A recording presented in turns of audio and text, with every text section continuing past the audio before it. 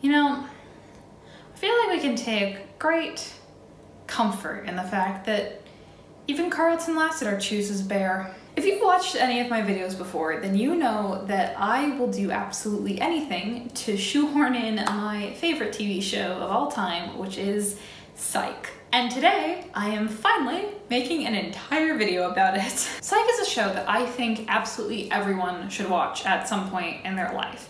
It is so funny. There is so much joy in the writing, in the acting, in just the general production of it that I've never experienced with any other project before. Everyone so clearly had so much love and joy working on this project, and it really comes through in the actual show itself. Psych also is fantastic because it's a comedy, but it shows how comedies can be so joyful and playful without being harsh or cruel.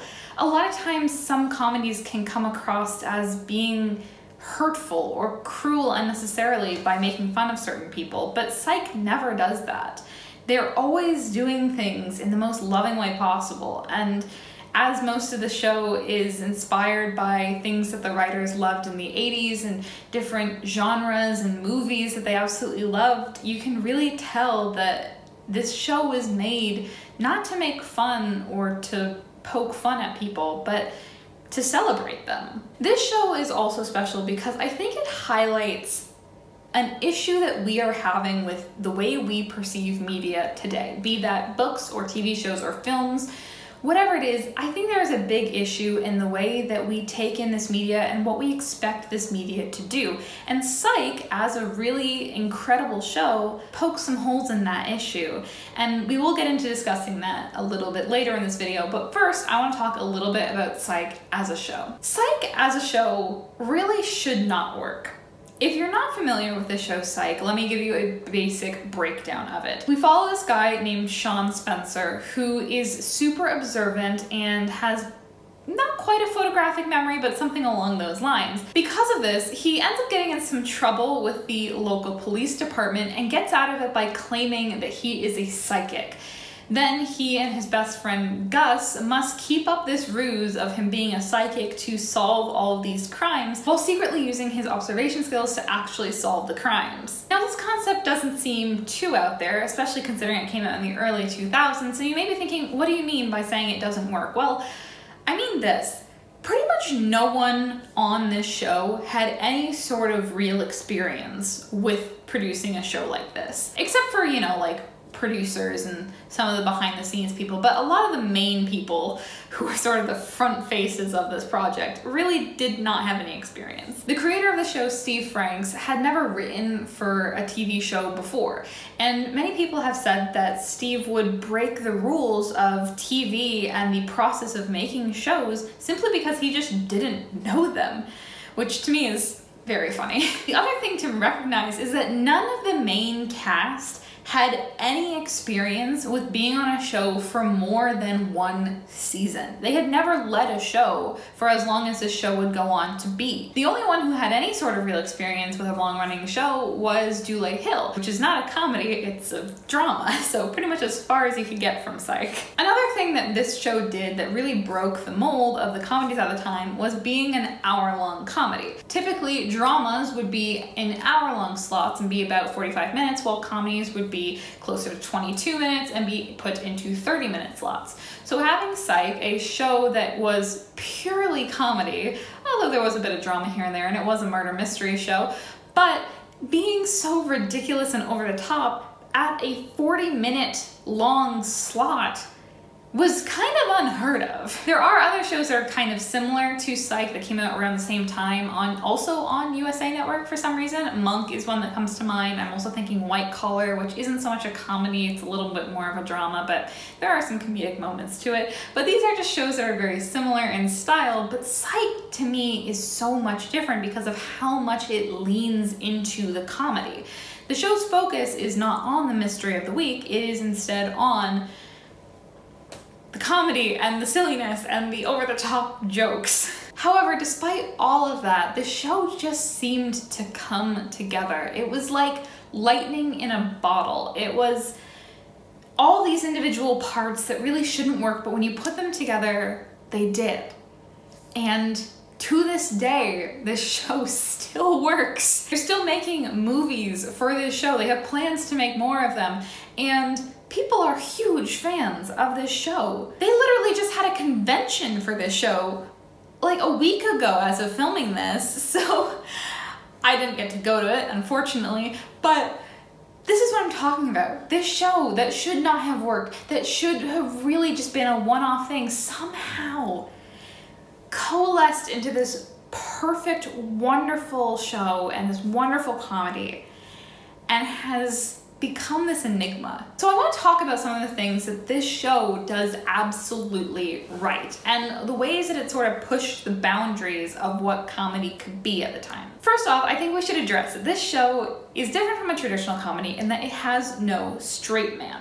If you're not familiar with the term straight man, the straight man role is basically a character who is sort of the normal, average person who reacts to all the chaos that is happening around them. If we're thinking of something like Community, for example, Jeff Winger would be the straight man. All the other characters are somewhat neurotic, have a very specific personality trait, while Jeff is just sort of there to react to what's going on around him. But Psych doesn't have that. You may think that Gus, being Sean's partner in their psychic detective agency, would be the straight man, but he isn't. And they could have easily fallen into that trap, but instead they make him just as funny and genuinely gives me some of the biggest laughs in the entire show. He has his own very neurotic personality, and honestly, that makes logical sense. If Gus was simply a straight-laced pharmaceutical salesman and Sean was this pretending to be psychic, kind of all over the place guy who can't keep a job down for longer than a few months, why would they still be friends at this point? Because obviously Gus has grown since childhood and Sean hasn't. So why would they even still be friends? So by having Gus not be the straight man, have him just as ridiculous as Sean is, and oftentimes feeding off of each other's ridiculousness, makes sense.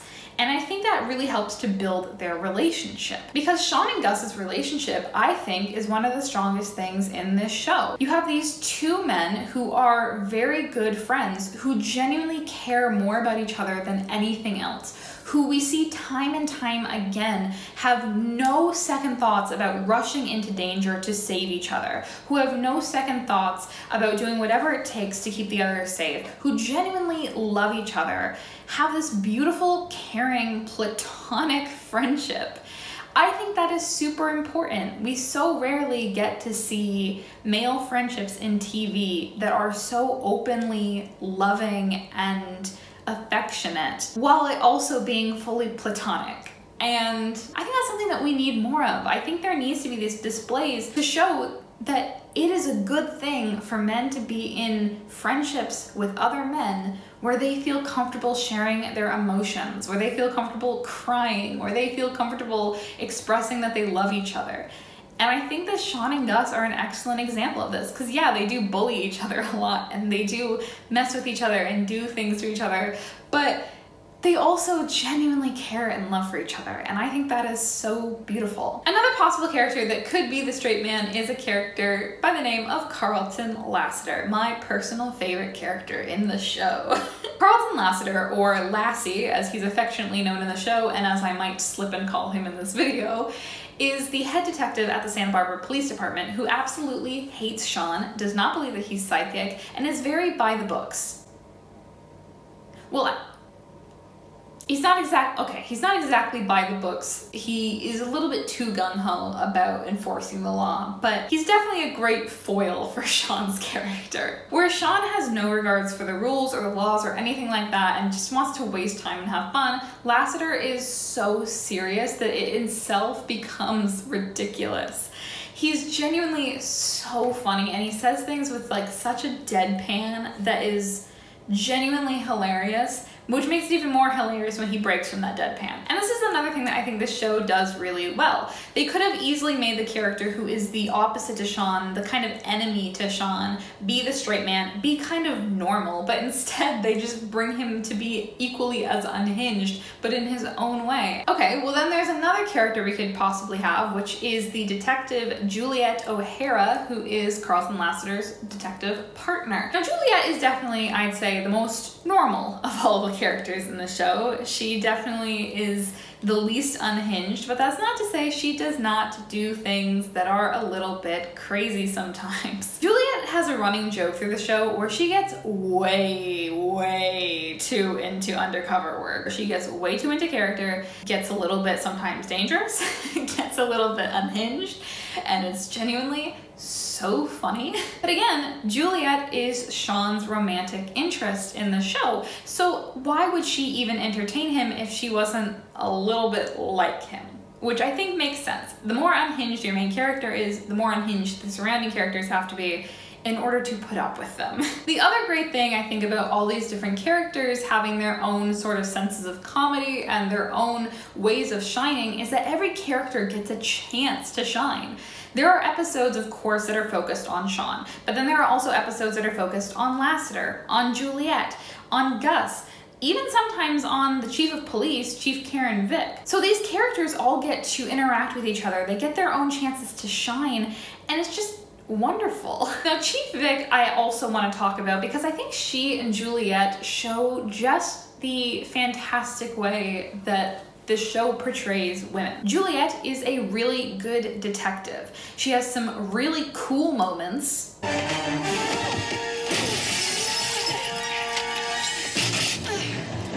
Don't you even breathe. And she does good police work. She's proud of the work she does. She's not afraid to put herself in danger and is just very cool and very good at being a police officer. But she's also feminine and kind and gentle and friendly. And she has these traditional feminine qualities that I think is important because so often we see these tough women who have to be portrayed as more masculine to be taken seriously.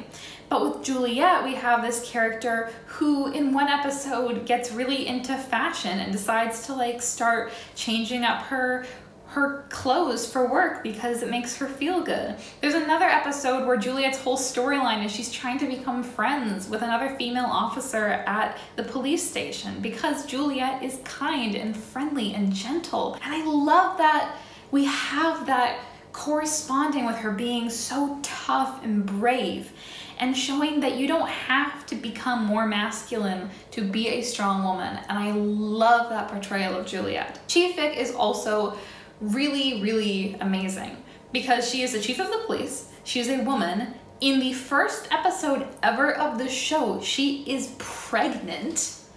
And in a later episode in the first season, she actually goes into labor. We have an entire episode that focuses on her going back to work and struggling with motherhood for the first time, where her baby's not sleeping and she's having a hard time sleeping, and it's causing her to you know, be a bit irritable and falling asleep at work. And I love that we have this no-nonsense chief of police who is also a little bit unhinged in her own ways at times, but who is so confident and strong and empowered, but is also a mother and is very open and honest about these struggles of motherhood. And I love that. I love that there is this balance of, again, a traditionally feminine role with a very powerful role as well, and showing that you can have both. You can be a mother and be a powerful chief of police. Because it's not just the women that they give this complexity to, all of the characters have this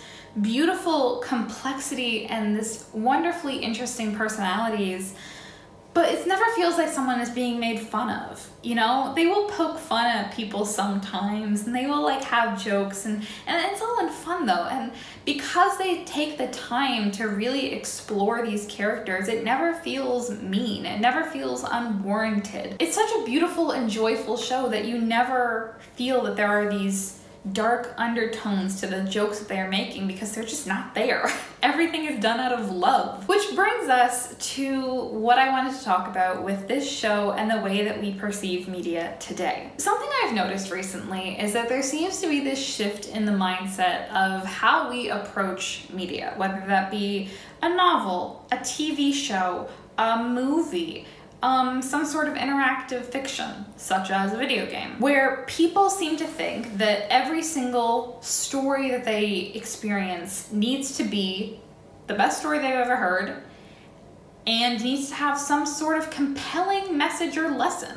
And to me, that's just not the case. I keep seeing people make complaints about movies or TV shows or games or books because, oh, it's not that complex. It's super easy. It reminded me of fan fiction. Like there's other books that are way better than this one. And it's like, yeah, not every book can be the best book you've ever read.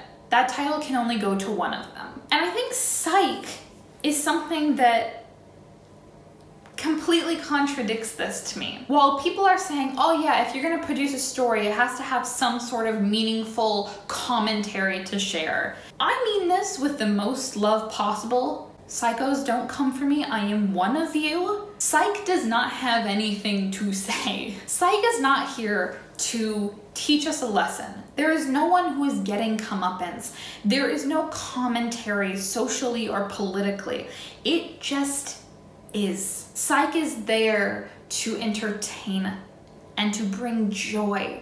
And isn't that enough? Yeah, Psych has a few emotional moments, for sure. There are moments that Sean has with his dad or with his mom, or there are some very serious moments like in the Yang trilogy that can be very sad. But the creator of the show has actually said on the Rewatch podcast that whenever they had a serious moment or a serious conversation, they would always follow it up and end on a joke, because seriousness is not what Psych is. Psych is not there to be serious and dramatic and have something to say about the world. Psych is there to bring you joy and to make you laugh and maybe even distract you from what's going on in your life and in the world. This show is popular to this day, and the writing is so good. The comedy is so funny. I think it's worth noting that comedy rarely gets recognized when we're looking at awards for movies and TV shows. Usually the movies that win Best Picture are dramas, and if they are comedies, they're some sort of black comedy that has something to say about the world. I think Drew Gooden has a really good video about this, about sort of the value of acting and what is good acting, and how people seem to think, oh yeah, if it's dramatic and they're crying, that's good, but without really thinking about the good acting that is needed for comedy. And Psych is a show that, to me, just brings me so much happiness. You know, I can have lots of things going on in my personal life, and Psych can make me laugh despite that and kind of take me out of it for a bit by exploring this world instead. I don't think that something needs to have a groundbreaking new message in order to be good.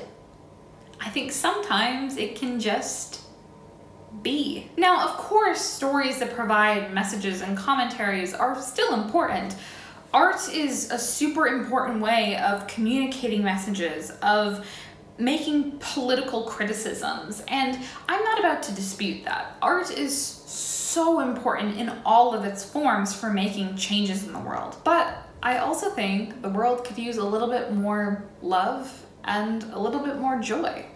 So why not write something that brings exactly that? I think it's important to recognize that the stories that we read and watch have value, but they all have a different value.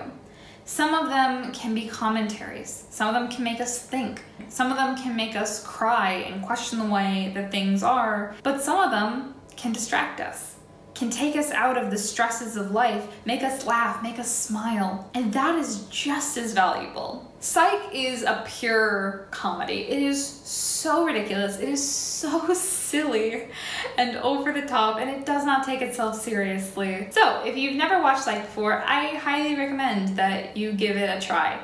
It is so joyful, it is so silly, and I genuinely think that if we all looked at life the way that Psych does, with so much joy and so much love and unabashed admiration for the things that we love, I think the world will be a better place. Oh crap, that's a message that it's teaching us.